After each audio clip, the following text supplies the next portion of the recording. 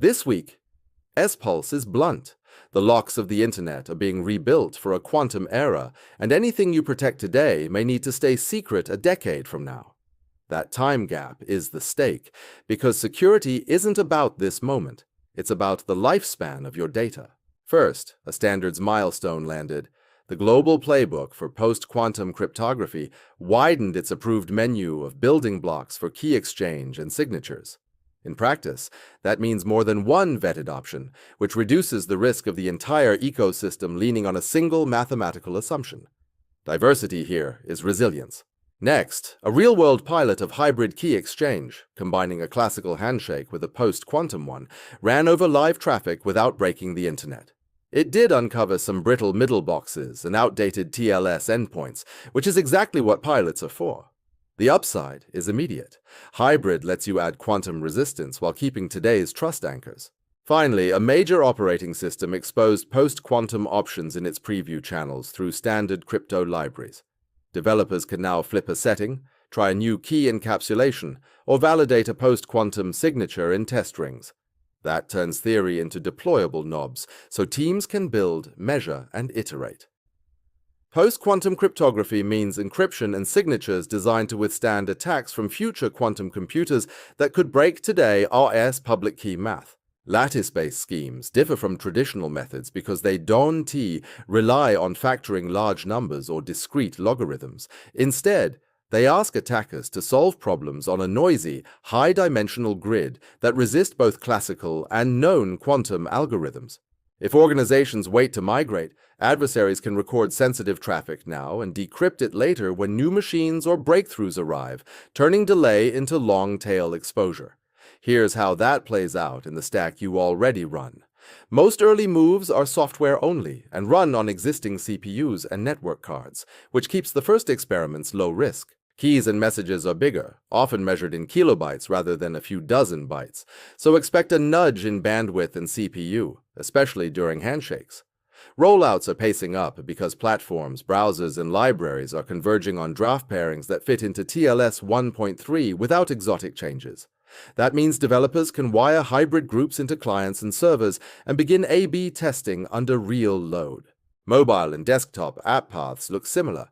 Adopt library support, light up a feature flag, and watch the metrics. The risk window is the tricky part. If your data needs to stay confidential for 5 to 10 years, it's vulnerable to the harvest. Now, decrypt-later playbook. The only way to shrink that window is to start migrating high-value sessions and stores before the clock runs out. Let's pin down hybrid because you'll hear it a lot. A hybrid handshake performs two independent key exchanges, one classical and one post-quantum, and combines the results so the session remains secure if at least one holds. Because the negotiation uses existing extension points, both ends must agree, and any middle box that mangles the new code points will show up quickly in testing. Why this matters for builders is focus and sequence. You don't need new hardware to start. You need an inventory of where you terminate TLS, where you sign code, and which systems hold long-lived secrets. From there, you layer in hybrid handshakes on external-facing services and track handshake success, latency, and error codes. Compatibility is manageable, but not free. Larger keys and cert chains mean slightly more bytes on the wire and slightly more CPU to verify, which may surface on busy edges and constrained devices first. Think small increments that add up at scale, not dramatic slowdowns. Timelines are now measured in quarters, not years. Platform previews exist, libraries are exposing stable interfaces, and major clients have started controlled experiments. That gives teams a real calendar to test, ship, and roll back if needed. And the harvest now risk is not hypothetical. If an attacker archives your encrypted backups, logs, or personal data today, a future breakthrough turns that collection into plain text. Moving the sessions that matter to hybrid key exchange is how you reduce that risk in the near term. The broader trend is clear. Long-term security is the driver because secrets live longer and compliance baselines are tightening. Organizations are being asked to prove not just that they use strong crypto, but that they can evolve it as standards shift. That's why crypto agility, your ability to swap algorithms without rewriting your app, is becoming a first-class requirement.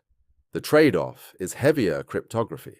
Larger public keys, signatures, and handshake payloads increase bandwidth, memory, and CPU overhead, especially on verify paths and on smaller devices. That forces practical work, tuning TLS timeouts, rethinking CDN edge budgets, and budgeting extra flash in firmware images. The constraint is ecosystem coordination. Browsers, servers, CDNs, HSMs, CAs, SDKs, and middle boxes all have to agree on drafts, identifiers, and behavior, or you get weird failures and fallback roulette. Uneven adoption is normal in the early innings, which is why staged rollouts with observability are non-negotiable. Here's the rule of thumb for a staged migration you can act on. Start hybrid at the edges, where you terminate the most sessions, monitor handshake success and latency, then expand inward as your error budget allows.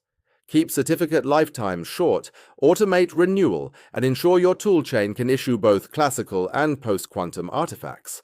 Inventory what you encrypt and sign, map confidentiality lifetimes, and prioritize anything that must stay secret beyond 5 years. Pilot hybrid now on a narrow path, measure and fix what breaks before you scale. Build crypto agility into your release process so changing an algorithm is a config change, not a rewrite. Prefer steady progress over big bangs. Move critical traffic first, keep fallbacks healthy, and document every assumption so you can revisit it when guidance evolves. Subscribe for more Future Forge.